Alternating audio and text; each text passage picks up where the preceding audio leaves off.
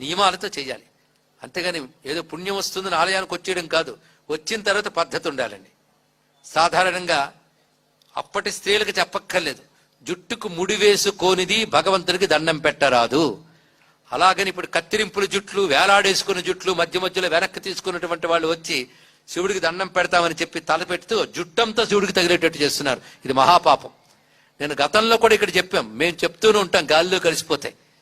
దాన్ని అమలు పరచాలనేటువంటి అధికార యంత్రాంగం ఉండాలి, అమలు పరిచేటువంటి చిత్తశుద్ధి ఉండాలి. ప్రస్తుతం అలాంటి వాతావరణం ఉందన్న నమ్మకంతో నేను చెప్తున్నాను. ఇక్కడ వచ్చేటువంటి యాత్రికులకి ఇన్ని బోర్డులు పెడుతున్నారే, సహస్రనామార్చనకి ఇన్ని వేలు, పూజలకి ఇన్ని వేలు అని ఇన్ని బోర్డులు పెడుతూ ఒక బోర్డు పెట్టండి, ఆడవాళ్ళు జుట్టు ముడి పెట్టుకు రావాలి, జడ వేసుకుని ఉండాలి చెప్పండి. అలాగే వివాహితులైనటువంటి స్త్రీలకి కాలి మట్టెలు ఉండాలి, నుదుట కుంకుమ ఉండాలి. ఇవి లేకుండా గుళ్ళకు వచ్చేస్తున్నారండి. ఇలాంటి సంస్కారాలు, సంప్రదాయాలు. అలాగే చీర కట్టు.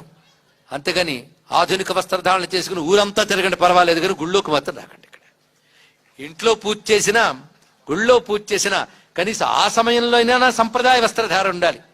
పురుషులకే కాదు, స్త్రీలకి నియమాలు వర్తిస్తాయి.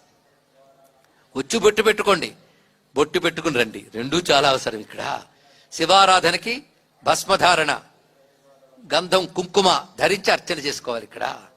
కనుక అటువంటి సంప్రదాయం పాటిస్తేనే దేవత.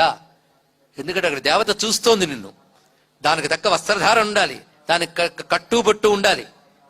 అలాగే పుణ్యస్త్రీలు పాపిడి తీసుకుని పాపిడి దగ్గరకు సింధూరము, కుంకుమ పెట్టుకుని రండి. మీరు అలా రండి, పిల్లలకి అలా నేర్పండి. ఇక్కడ కనీసం ఇక్కడ వచ్చినప్పుడు ఇది ఇతర మతాల వాళ్ళు కూడా వాళ్ళ మత కేంద్రాలకు వెళ్ళినప్పుడు మాత్రం వస్త్రధారణ శ్రద్ధగా చేస్తారు.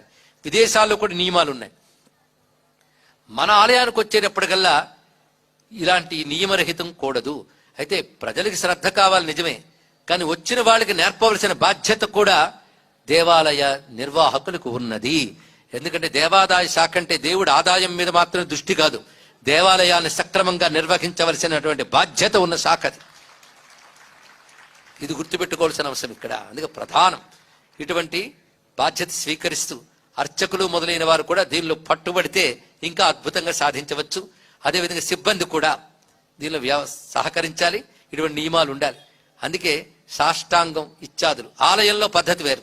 ఆలయంలో స్వామి దగ్గర ప్రదక్షిణ నమస్కారం చెయ్యరాదు. కొందరు అర్చకులు ఏం చేస్తారంటే ప్రదక్షిణ నమస్కారం చేయండి అని చెప్పేస్తుంటారు. ధ్వజస్తంభానికి బయటే సాష్టాంగం, బయటే ప్రదక్షిణాదులు చెయ్యాలి, కానీ ఆలయం వద్ద, స్వామి వద్ద చెయ్యరాదు. ఇళ్లల్లో అయితే ఆత్మ ప్రదక్షిణ నమస్కారం, అప్పుడు కూడా చుట్టూ తిరగడం లేదు, ఆత్మ ప్రదక్షిణ అక్కడ ఉంటుంది. కానీ ఆలయంలో ఆత్మ ప్రదక్షిణ కూడదు. ఆలయ ప్రదక్షిణ చేయవచ్చు, ఆత్మ ప్రదక్షిణ కూడదు. తెలుసుకోండి ఇక్కడ. ఎందుకంటే ఏ ఆలయాలకన్నా తెలియని తనం ఎక్కువ అవుతుంది ఇక్కడ. పైగా ఏమంటే ఏమనుకుంటారో అని భయం చేత కూడా కొందరు అర్చకులు తెలిసినా చెప్పలేకపోతున్నారు. కానీ తెలుసుకోవాల్సిన బాధ్యత ఉంది ఇక్కడ. సాష్టాంగాన్, స్త్రీలు సాష్టాంగం చేయకూడదు, అష్టాంగం చేయాలి. అంటే సపాటుగా నేల మీద స్త్రీలు పడుకోరాదు, పురుషులు పడుకోవాలి. కానీ ఇది స్త్రీకి ఇచ్చిన మర్యాద. అది మోకాళ్ల వరకే, వాళ్ళు మోకాళ్ల మీద కూర్చుని రెండు చేతులు తలపై పెట్టుకుని నమస్కరించాలి ఇక్కడ, తల వంచి, అంతే. ఈ విధంగా వారికి వాళ్ళు పంచాంగాన్ వాళ్ళు చేయాలి. దండవత్ భూమౌ ప్రణామాస్తే మదర్పితాన్ అంగీకృత్య దయాసింధో శ్రీగిరీశ్వర పాహిమాం.